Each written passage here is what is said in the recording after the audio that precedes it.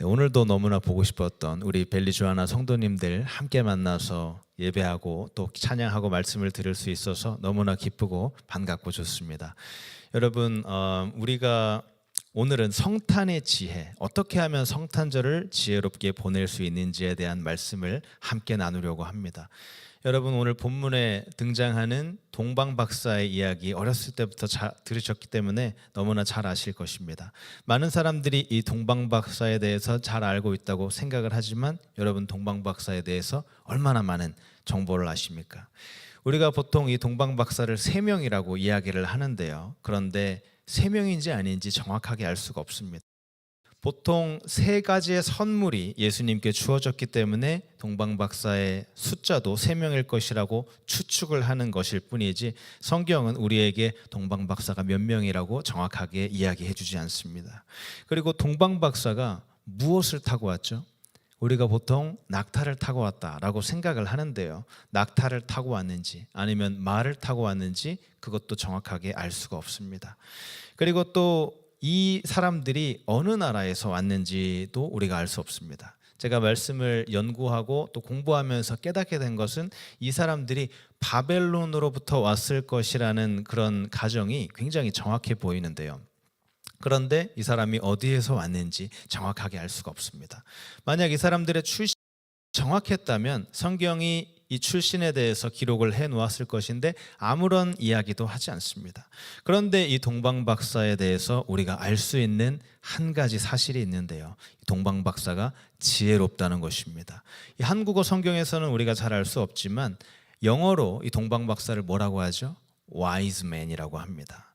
이 지혜로운 사람들이라는 뜻이죠. 이 사람들은 천문학을 공부하는 사람들이었고요. 그리고 또 성경에 대한 지식이 있었던 사람이었습니다. 만약 이들이 바벨론으로부터 왔다고 한다면 다니엘의 제자였을 가능성이 높습니다. 다니엘이 바벨론의 포로로 끌려갔지만 그곳에서 재능을 인정받고 그 탤런트를 인정을 받아서 많은 사람들을 가르치는 그런 사명을 감당했기 때문입니다. 그리고 또 이 사람들에 대해서 우리가 모르는 한 가지 사실이 있는데요. 이 별에 대한 정보입니다. 많은 천문학자들이 이 별이 초신성일 것이다, 즉 슈퍼노바일 것이다 이렇게 이야기를 하는데요. 그리고 또 혜성일 것이다 이렇게 추측을 하는 학자들도 있습니다. 그런데 슈퍼노바이든 혜성이든지 어느 것이든 정확한 그런 근거를 우리가 알 수가 없습니다. 이 동방박사에 대해 우리가 알 수 있는 것은 너무나 제한적입니다. 한 가지 그런데 것은 이들이 지혜로운 사람이었다는 것입니다. 왜 지혜로운 사람이었죠? 동방박사, 그들의 이름처럼 그들의 지혜롭게 예수님을 찾고 예수님을 경배했기 때문입니다. 예수님을 경배하러 찾아왔기 때문에 이들이 지혜로운 사람인 것이죠. 여러분, 오늘은 성탄주일입니다. 그리고 또 25일 우리가 성탄절에 하나님께 예배를 드리려고 합니다. 그런데 성탄절이든지 다른 어떤 날이든지 우리가 세상에서 할 수 있는 가장 지혜로운 일은 바로 예배하는 것입니다. 이 점을 여러분 꼭 기억하시기 바랍니다. 우리 삶에 여러 가지 중요한 것들이 많이 있는데요. 그 중요한 것들 중에서 가장 중요한 것이 바로 예배하는 것입니다. 여러분이 할 수 있는 가장 지혜로운 일은 바로 예배하는 것입니다. 예수님을 예배하지 않고 성탄의 기쁨을 누리고 싶어하는 사람들이 있는데요. 죄송합니다만 그것은 불가능한 일입니다. 나름 세상 친구들과 좋은 시간을 보내며 또 성탄 전야에 불타는 밤이다 하면서 친구들과 좋은 시간을 보낼 수도 있고요. 또 25일에 성탄절 당일날 친구들과 좋은 시간을 보낼 수도 있습니다. 그런데 예수님을 예배하는 법을 배우기 전까지는 진정한 성탄의 기쁨을 누릴 수가 없습니다. 오늘 본문의 주인공 동방박사들은 예수님을 예배하는 것에 대해서 너무나 관심이 많았습니다. 그렇기 때문에 그 많은 어려움에도 불구하고 예수님을 경배하기 위해서 찾아왔던 것입니다. 이 사람들이 가지고 있었던 그 어려움이 과연 무엇이었을까요? 첫 번째 어려움은 거리의 어려움이 있었습니다. 이들이 만약 바벨론으로부터 왔다고 가정을 한다면 바벨론으로부터 거리가 대략 300마일 정도였습니다. 이 300마일을 차로 이동하는 것도 쉽지가 않은데 이들은 말이나 낙타를 이용해서 먼 거리를 이동을 했습니다. 이렇게 거리의 어려움이 있었고요. 그리고 또 이런 길의 어려움이 있었습니다. 이 여행길 있는 자동차를 타고 온 것도 아니고, 그리고 또 비행기를 타고 간 것도 아니고요. 그리고 운전하다가 힘들면 쉬었다 갈 수 있는 호텔이 있는 것도 아니었습니다. 또 이 거리는 굉장히 걸어가는 그 길이 굉장히 울퉁불퉁하고 그런 험난한 그런 굴곡이 있었던 지형이었습니다. 그런 험악한 지형을 넘어서 주님을 예배하기 위해 동방박사들이 왔던 것입니다. 그리고 또 이들에게는 분명 다른 유혹거리도 있었을 것입니다. 요즘 우리가 TV는 인터넷 보기 때문에 여러분이 보고 싶은 TV를 언제든지 마음껏 볼 수 있습니다. 그런데 제가 어렸을 때만 하더라도 그 정해진 시간에 보지 않으면 절대 볼 수가 없었습니다. 녹화를 해서 보지 않는 이상 다시 보기가 참 쉽지 않았죠. 그런데 희한하게도 항상 재미있고 또 재밌고 그러면 주일날 10시, 11시에 하는 일이 참 많이 있습니다. 그렇게 그 시간에 TV를 보느라 예배에 참석하지 못한 분들이 참 많이 있었는데요. 제가 그때 어른 예배를 같이 드린 적이 있습니다. 그때 담임 목사님께서 이렇게 이야기를 하셨습니다. TV의 유혹을 이기고 교회에 와서 예배하는 분들 칭찬합니다. 자, 이런 이야기를 하신 적이 아직도 있는데 기억이 납니다. 동방 박사들도 그런 분명히 다른 거리가 있었을 것입니다. 그리고 또 이들에게는 목숨의 위협이 있었습니다.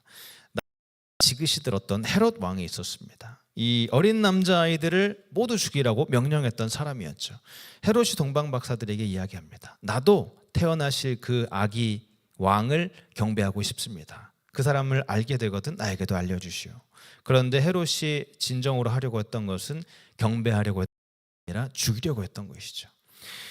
자신이 지금 왕인데 유대인의 왕이 태어났다는 이야기를 들으니까 굉장히 황당해서 자신을 위협하는 그 아기 예수님을 죽여야겠다라고 속으로 생각을 하게 됩니다.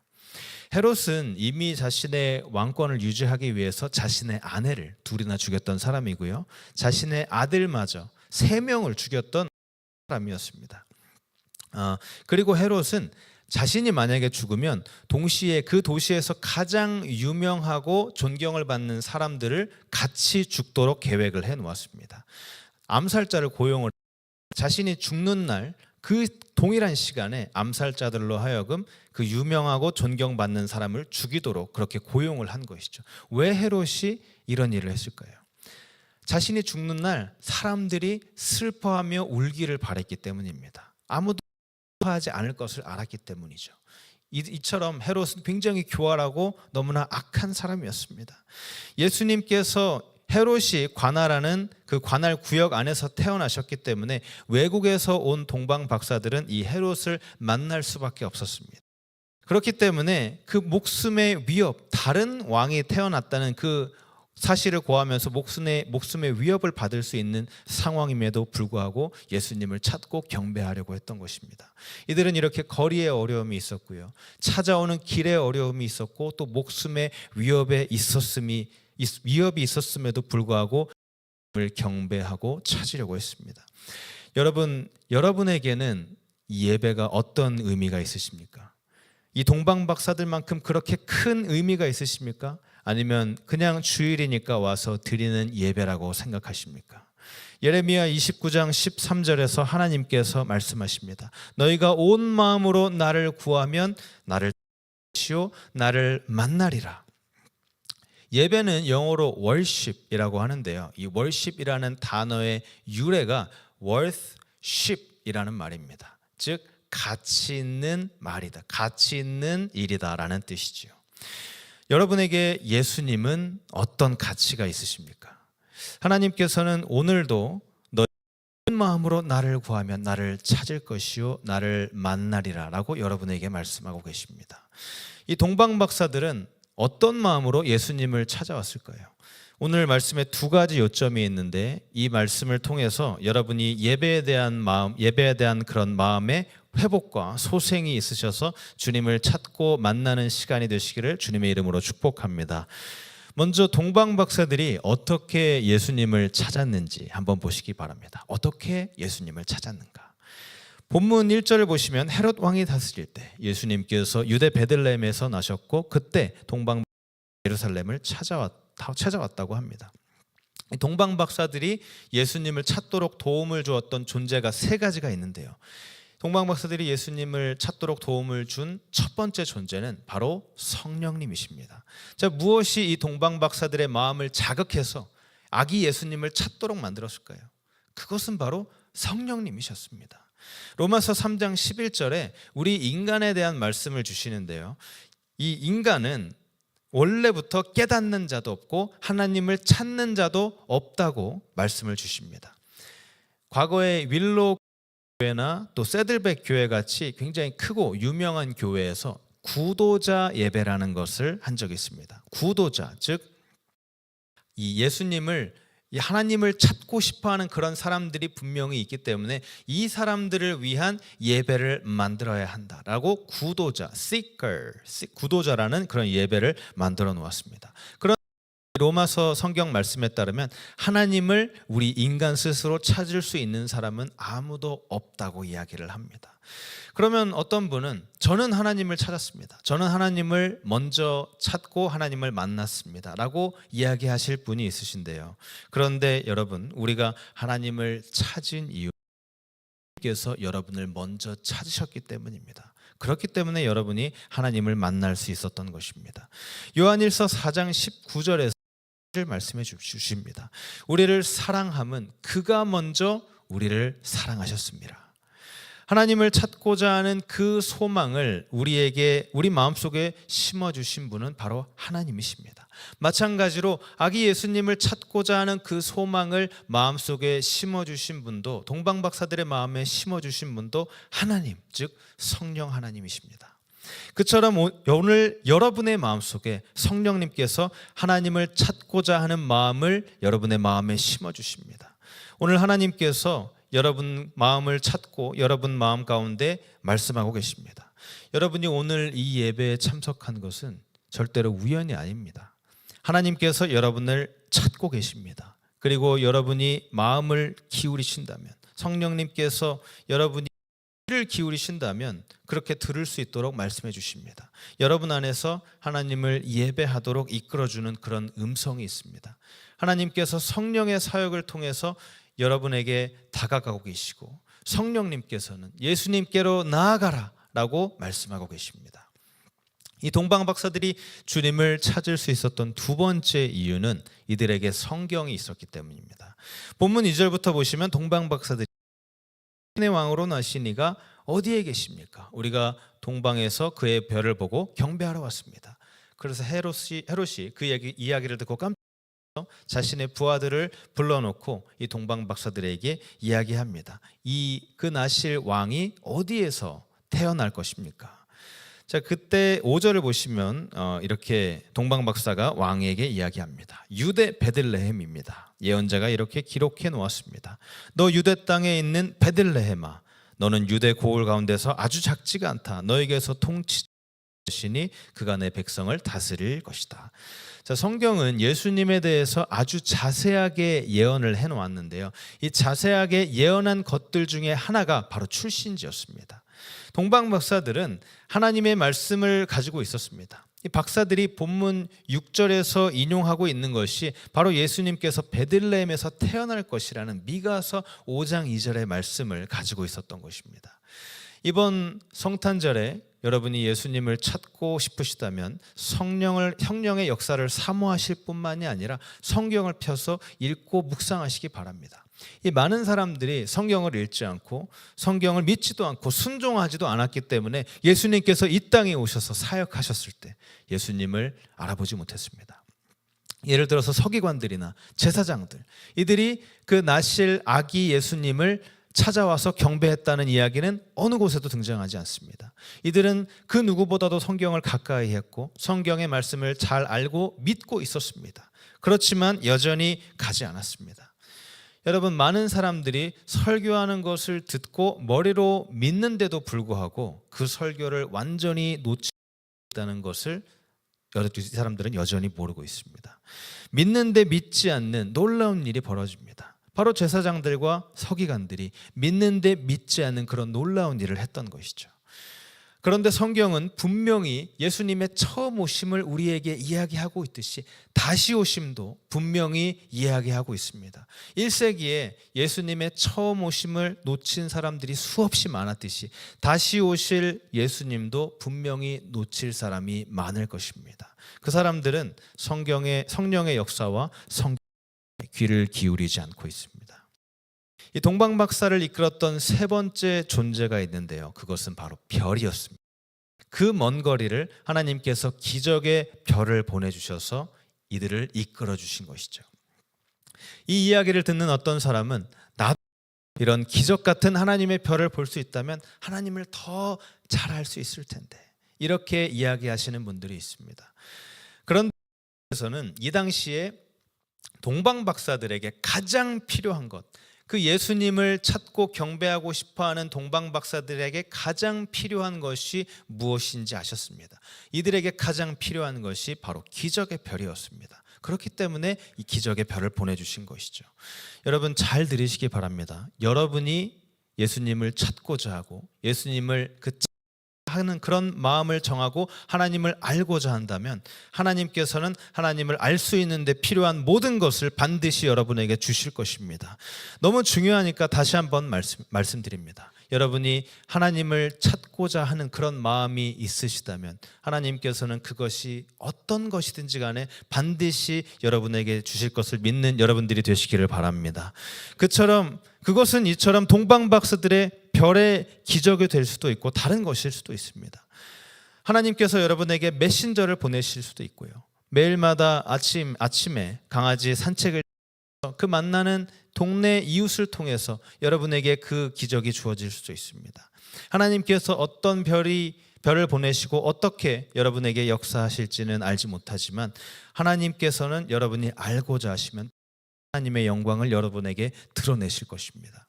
자, 그런데 주님을 원하지 않으면, 주님을 아는 것에 전혀 없다면 하나님께서는 나타내시지 않으실 것입니다.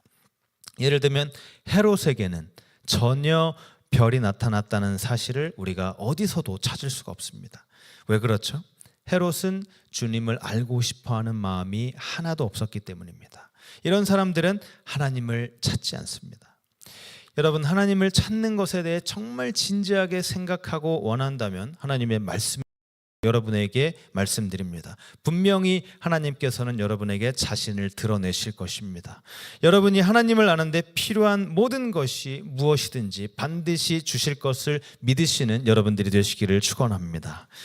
두 번째로 중요한 것이 있는데요. 바로 동방박사들이 가져온 선물들이었습니다.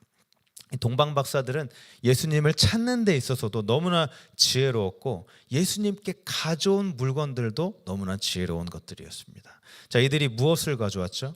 황금과 유향과 모략이었습니다. 박사들이 이런 선물들을 우연하게 그냥 가져온 것일까요? 그렇지 않습니다. 자, 정말 필요한 것을 가져왔는데요. 왜 이 세 가지 선물을 가져왔을까요? 여러분 한번 생각해 보시기 바랍니다. 왜 이런 물건들이 성경에 언급이 되어 있을까요? 성경은 디모데후서 3장 16절의 말씀에 따르면 모든 성경은 하나님의 영감으로 기록되었다고 합니다. 그렇기 때문에 성경에 기록된 어떤 것이든 중요하지 않은 것입니다. 모든 것이 다 중요합니다. 이 물건들도 중요하기 때문에 기록되시죠. 이 동방박사가 처음으로 예수님께 드렸던 그것이 바로 황금입니다. 황금이 말하는 것이 무엇일까요? 황금은 왕권을 이야기하는 것입니다. 예수님께서 왕이시다. 본문 2절에 보면 동방박사가 헤롯에게 묻습니다. 유대인의 왕으로 나시니가 어디 있습니까? 뭐라고 하죠? 유대인의 왕. 6절에 보면 베들레헴에서 한 다스리는 자가 나올 것입니다. 즉 다스릴 통치자에 대해서 이야기를 하고 있습니다. 박사들은 이 태어날 그 아기가 왕이라는 것을 확실하게 알고 있었습니다.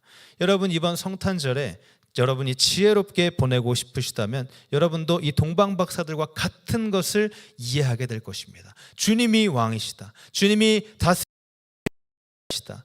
그 태어나신 주님, 부활하신 예수님이 바로 주님이시다. 동방박사들이 황금을 가져온 이유는 그 당시에 황금이 가장 중요한 그런 물건이었기 때문입니다. 금은 당시에 왕을 상징하는 물건이었습니다. 왕들도 이 금을 이용해서 왕관을 만들어서 썼고요. 그리고 성경도 금 면류관에 대해 이야기합니다. 다니엘은 오실 메시아가 왕이 될 것이라고 이야기를 했고요. 그리고 이사야 선지자는 이사야서 9장 6절에서 한 아기가 태어나 왕이 될 것이다, 이렇게 말씀을 주셨습니다. 이 아기가 왕이라는 것을 알았기 때문에 동방 박사들이 황금을 선물로 가져온 것입니다. 여러분, 우리가 예수님을 왕으로 모시기 전까지는 진정한 성탄절의 의미를 알 수가 없습니다. 누가복음 1장 33절을 보시면 천사가 마리아에게 나타나 이야기합니다. 영원히 야곱의 집을 왕으로 다스리실 것이며 그 나라가 무궁하리라. 우리가 예수님을 대할 때 아무 사람에게나 대하듯이 대해서는 안 되고 왕처럼 대해야 하고 존경과 경의를 담아서 예수님을 대해야 합니다. 자, 동방 박사가 가져온 두 번째 선물은 무엇이었죠? 유향이었습니다. 유향이 뜻하는 것은 죄가 없으신 신성을 상징하는 것입니다. 예수님께서는 왕이시기도 하고 하나님이십니다. 자, 유향과 하나님이 도대체 무슨 관계가 있을까요? 구약의 성막과 성전에서는 하나님을 예배할 때에 향을 피웠습니다. 이 사용되었던, 하나님을 예배하기 위해서 사용되었던 향수의 재료 중에 하나가 바로 유향이었습니다. 출애굽기 30장 37절에 하나님께서 유향을 예배 목적으로만 사용하고 다른 것을 위해서 사용해서는 안 된다고 말씀을 주십니다. 성전은 전능하신 하나님을 위해서 사용되는 신성한 곳입니다. 동방 박사들은 예수님을 왕으로 여겼을 뿐만이 아니라 하나님이라는 것을 너무나 잘 알고 있었습니다. 그렇기 때문에 유향을 드리고 경배를 했던 것이죠. 만약 그 아기가 하나님이 아니었다면 동방 박사들이 했던 것은 신성모독의 죄를 저지른 것입니다. 하나님이 아닌 사람을 경배하는 것이 바로 신성모독인 것이죠. 만약 그 아기가 하나님이 아니었다면 이 아기는 굉장히 오랫동안 많은 사람들로 하여금 우상 숭배를 하게 만든 그런 큰 죄를 범한 것입니다. 출애굽기 20장 3절에 기록된 10계명 중에 가장 첫 계명, 너는 나 외에 다른 신을 내게 두지 말라, 이 계명을 어기게 만든 것이기 때문입니다. 계시록 19장에 보면 천사가 나타났을 때 그 모습이 너무나 영광스럽고 광채가 빛나서 요한이 그 천사를 보고 땅에 엎드려져서 경배를 하려고 합니다. 그럴 때 그때 천사가 이야기합니다. 그렇게 하지 마세요. 나는 너와 같은 종이다. 경배는 오직 하나님께만 드리는 것이다. 여러분 잘 아시다시피 이단 중에 여호와의 증인이라고 있습니다. 여호와의 증인과 그 이단을 연구하시는 목사님이 하는 것을 제가 한번 본 적이 있는데요. 그 목사님이 여호와의 증인에게 이런 질문을 했습니다. 예수님을 경배할 수 있으십니까? 그랬더니 증인이 저는 예수님을 존경합니다, 이렇게 이야기를 합니다. 이 사람들은 예수님을 하나님으로 생각을 하지 않기 때문에 경배하지 않는다고 합니다. 그 대신에 예수님을 존경한다고 이야기를 합니다. 정말 말도 안 되는 이야기죠. 성경에서 예수님을 경배했는데도 하나님을 하면서 하나님의 말씀을 따른다고 하면서도 예수님을 경배하지 않는다면 이들은 성경의 가르침을 따르는 사람들이 아닌 것입니다. 예수님은 하나님이십니다. 여러분 우리가 이 시대에 전해야 할 단 한 가지 메시지가 있다면 바로 이것입니다. 예수님께서 하나님이시다. 자, 가져온 선물은 바로 모략이었습니다. 모략은 또 무엇일까요? 마가복음 15장 23절에 보시면 예수님께서 십자가에 달리셨을 때 병사들이 포도주에 예수님께 드렸던 것이 바로 모략이었습니다. 모략은 이 시체를 썩지 않도록 만드는 그런 방부제 역할을 하는 것이 모략이었습니다. 그런데 이것을 지금 누구에게 주고 있죠? 지금 막 태어난 갓난아기에게 시체를 썩지 않도록 방지해주는 그런 방부제 역할을 하는 모략을 아기에게 주고 있습니다. 자, 동방 박사들이 자신들이 하고 있는 일을 정확하게 본인이 알았는지 그렇지 않았는지는 우리는 정확하게 알 수 없습니다. 그러나 성령님께서 이 모든 일 위에서 일하시고 계셨다는 사실만은 우리가 정확하게 알 수 있습니다. 그리고 여기에서 알 수 있는 것은 바로 예수님의 희생적인 죽음에 대한 예언입니다. 이 아기는 죽기 위해서 태어난 아기였습니다. 박사들이 모략을 들인 것은 예수님의 십자가 죽음을 예상하고 인정했던 행동이었습니다. 자, 성탄절은 모두가 다 좋아합니다. 특히 연인들이 참 좋아하는 날이죠. 밖으로 나가면 굉장히 아름다운 그런 불꽃들이 전시가 되어 있고, 어디를 가나 성탄 트리가 장식이 되어 있고, 또 아름다운 조명, 또 기쁜 선물을 서로 나누는 그런 시간입니다. 그런데 여러분, 초대교회에서는 어떻게 성탄절을 기념했을까요? 초대교회가 우리가 즐기고 또 행복해하는 이런 성탄절을 그렇게 보냈다는 기록은 어디에도 나오지 않습니다. 그런데 초대교회는 예수님의 탄생을 기억하기 위해서 주님의 만찬을 나눴습니다. 즉 성만했던 것이죠. 예수님의 탄생을 기념하는 날에 예수님의 죽음을 기억하는 기념식을, 성찬식을 가졌습니다. 여러분, 이번 성탄절을 지혜롭게 보내고 싶으십니까? 예수님을 예배하시기 바랍니다. 여러분을 위해서, 여러분 이 아기가 죽기 위해 태어난 데에 감사하시기 바랍니다. 오직 예수님만이 죽음을 선택하신 유일하신 분이라는 사실 여러분 알고 계십니까? 죽음을 선택한 사람은 아무도 없습니다. 자살폭탄 테러범이 있습니다 라고 말하실 수도 있는데요, 사람은 모두 죽는 존재입니다. 어떤 사람이든지 태어나면 다 죽게 되어 있고, 이 자살폭탄 테러범도 언젠가는 반드시 죽게 되어 있습니다. 이들이 선택한 것은 죽음이 아니라 단지 죽음의 시간을 선택한 것이죠. 오직 예수님만이 죽음을 선택하신 분입니다. 요한복음 10장 18절에서 예수님께서 말씀하십니다. 아무도 내 생명을 빼앗을 수 없다. 내가 스스로 목숨을 버렸다. 사실 예수님께서는 죽을 필요가 전혀 없는 분이셨습니다.